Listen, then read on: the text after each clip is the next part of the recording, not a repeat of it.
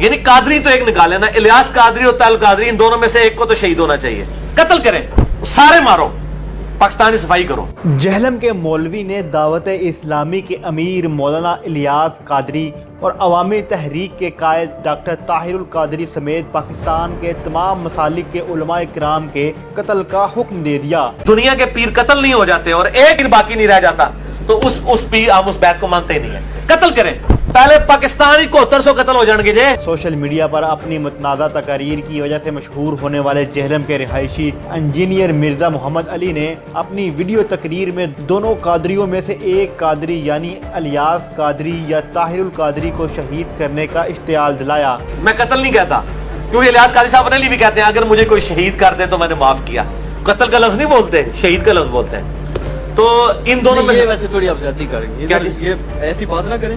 کیا یہ تھوڑی زیادتی والی بات، کیا زیادتی والی بات ہے؟ تھانہ سٹی جہلم میں درج FIR کے مطابق انجینئر مرزا محمد علی نے اپنی تقریر میں کہا ہے کہ سارے پیر مارو، پاکستان کی صفائی کرو. الیاس قادری اور طاہر القادری ان دونوں میں سے ایک شہید ہونا چاہیے. پولیس نے تمام مسالک کے علماء کرام کے خلاف سنگین تقاریر کرنے پر سب انسپکٹر ساجد محمود کی متعیت میں انجینئر مرزا محمد علی کے خلاف تعزیرات پاکستان کی دفعہ 153A کے تحت مقدمہ درج کر کے گرفتار کر لیا ہے. نجف شہزاد، جناب نیوز، جہلم.